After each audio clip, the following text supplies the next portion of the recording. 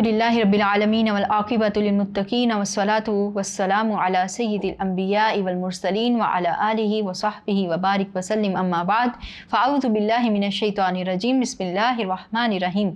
अस्सलामु अलैकुम व रहमतुल्लाहि व बरकातुहू। ट्यूटोरियल.pk की रमज़ान ट्रांसमिशन में रज़िया निसार आपको खुशामदीद कहती है। जैसा कि रमज़ानुल मुबारक के महीने के हवाले से हम मुख्तलिफ़ मौज़ूआत पर रोशनी डाल रहे हैं, इसी हवाले से अगला मौज़ू हमारा है रमज़ानुल मुबारक और नज़ूल कुरान। और इस हवाले से हमारी ज़िम्मेदारियाँ, अल्लाह ताला ने कुरान मजीद को हमारी हदायत के लिए नाजिल किया। अब रमज़ानुल मुबारक के महीने में कुरान मजीद को नाजिल किया गया था, तो इस हवाले से रमज़ानुल मुबारक का महीना उम्मत मुस्लिमा को एक याद दहानी कराता है कि आओ कुरान मजीद को थाम लो, आओ जो ज़िल्लत व ख़वारी की घड़े में गिरते जा रहे हो तो आओ कुरान मजीद से फिर से रुजू कर लो, कुरान मजीद के साथ आकर जुड़ जाओ और फिर से बुलंद व बाला हो जाओ, उरूज को हासिल कर लो। जैसा कि किसी शायर ने कहा था, वो ज़माने में मुअज़्ज़िज़ से मुसलमान होकर और तुम ख़वार हुए तारिक कुरान होकर। तो आज हमारी ज़िल्लत और ख़वारी और पस्ती की वजह यह है कि हमने कुरान मजीद को छोड़ दिया है, हमने इससे फैज़ हासिल करना छोड़ दिया है। तो रमज़ानुल मुबारक का महीना हमें इस बात की याद दहानी कराता है कि कुरान मजीद हमारे लिए नाजिल किया गया था, लिहाजा हम इससे जुड़ जाएं, हम इसे वाबस्तगी इख्तियार करें, हम इसे अपनी ज़िंदगियों में शामिल करें। न सिर्फ ये कि सवाब के लिए इसकी आयात की तिलावत करें, बल्कि इसको समझ कर पढ़ने की कोशिश करें, अपनी ज़िंदगियों में इसके अहकाम की इम्प्लीमेंटेशन करें।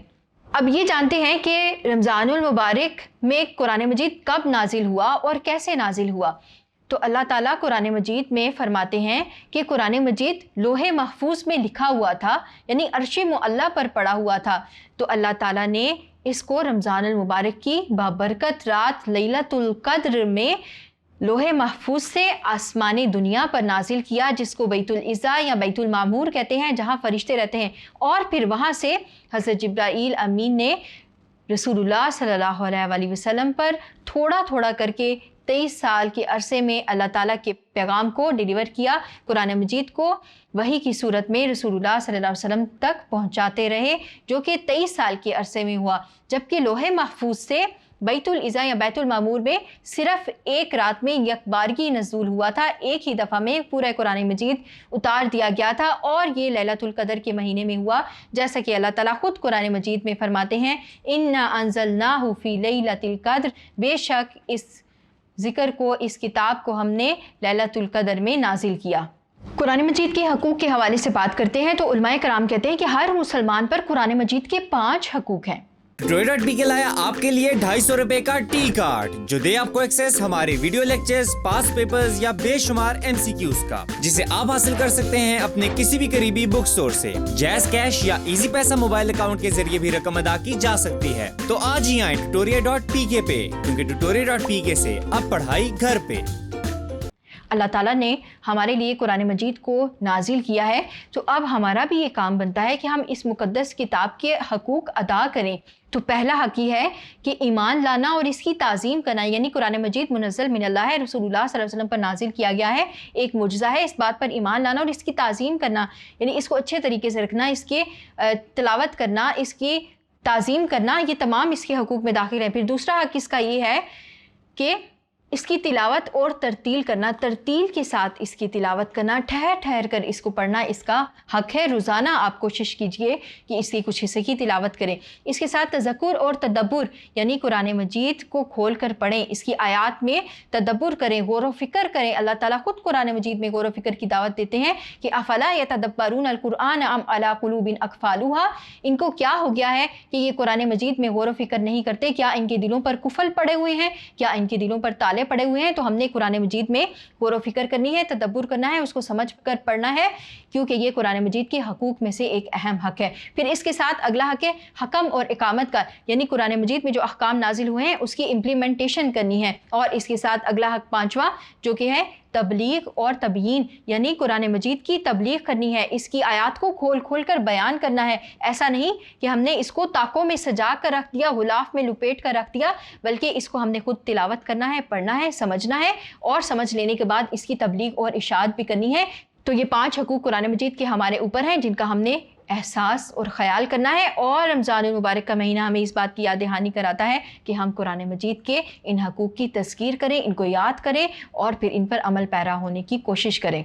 رسول اللہ صلی اللہ علیہ وسلم قرآن مجید کی بہت زیادہ تلاوت کیا کرتے تھے، قیام کرتے قرآن مجید کی تلاوت کرتے تو اتنی طویل تلاوت کیا کرتے تھے کہ آپ صلی اللہ علیہ وسلم کے پائے مبارک میں ورم آ جایا کرتا تھا، آپ صلی اللہ علیہ وسلم کے پاؤں سوج جایا کرتے تھے۔ لہٰذا ہمیں بھی چاہیے کہ رسول اللہ صلی اللہ علیہ وسلم کی اسوہ حسنہ پر عمل کریں۔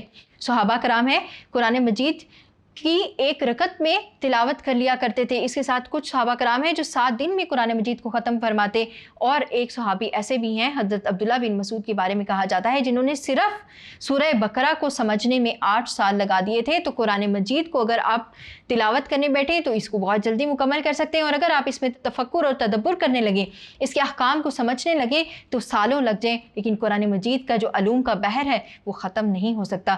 ایک عارف باللہ سے کسی نے پوچھا کہ وہ قرآن مجید کے ساتھ ان کا معاملہ کیسا ہے، تو انہوں نے کہا کہ میں قرآن مجید کا ایک ختم ہر جمعے کرتا ہوں، ایک ختم ہر مہینے کرتا ہوں، ایک ختم ہر سال کرتا ہوں، اور ایک ختم ایسا بھی ہے کہ جس کو 30 سال ہو گئے ہیں اور وہ ابھی تک جاری ہے۔ تو اس سے ہم کیا سیکھتے ہیں کہ ہم نے ترتیل کے ساتھ قرآن مجید کی تلاوت اگر کرنے بیٹھیں تو قرآن مجید کی 7 منزلیں ہیں جن کو 7 دن میں ختم کیا جا سکتا ہے۔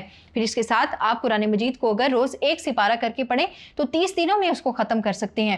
پھر اگر آپ قرآن مجید کو ترجمے کے ساتھ پڑھیں تو آپ 1 سال میں ختم کر سکتے ہیں، اور اگر آپ قرآن مجید میں ریسرچ کریں، تفکر اور تدبر کریں تو آپ کی زندگی ختم ہو جائے لیکن قرآن مجید کے علوم کا بحر ختم نہیں ہو سکتا۔ قرآن مجید کے حوالے سے رسول اللہ صلی اللہ علیہ وسلم نے خطبہ حجۃ الوداع کے موقع پر فرمایا تھا کہ میں تمہارے درمیان 2 چیزیں چھوڑے جا رہا ہوں، ان کو تھامے رکھو گے تو کبھی تباہ و برباد نہیں ہوگے، کبھی گمراہ نہیں ہوگے۔ اور وہ 2 چیزیں کیا تھیں؟ ایک قرآن مجید اور دوسرا سنت رسول صلی اللہ علیہ وآلہ وسلم۔ شاعر نے کیا خوب کہا تھا، قرآن میں ہوتا زن اے مرد مسلماں، اللہ کرے تجھ کو عطا جدت کردار۔ تو آج رمضان المبارک کے حوالے سے ضرورت اس امر کی ہے کہ ہم اللہ تعالیٰ سے کیے ہوئے اپنے وعدے کو یاد رکھیں، ہم قرآن مجید کے حقوق کا خیال کریں، ہم روز اس کی تلاوت کریں، اس کو ترجمے کے ساتھ پڑھنے کی کوشش کریں۔ کم سے کم اتنی ہی کوشش کر لیجئے کہ آپ روزانہ 10 آیات ہی ترجمے کے ساتھ پڑھ لیں، اس میں غور و فکر کریں، اس پہ تدبر کریں، اور پھر اب تو بہت زیادہ سوشل نیٹ ورکس ہیں، آپ ان پہ تبلیغ اور اشاعت کی غرض سے کچھ بھی شیئر کر سکتے ہیں، تو اس کا آپ کو ثواب ملے گا انشاءاللہ تعالیٰ۔ تو ہم اس امید کے ساتھ اس لیکچر کو ختم کرتے ہیں، اس موضوع کا اہتمام کرتے ہیں کہ ہم قرآن مجید سے اپنی زندگیوں کو جوڑیں گے، ہم قرآن مجید سے وابستگی اختیار کریں گے انشاءاللہ تعالیٰ۔ اس کے ساتھ ہی tutorial.pk کی رمضان ٹرانسمیشن سے رضیہ نثار آپ سے اجازت چاہتی ہے۔ السلام علیکم ورحمۃ اللہ۔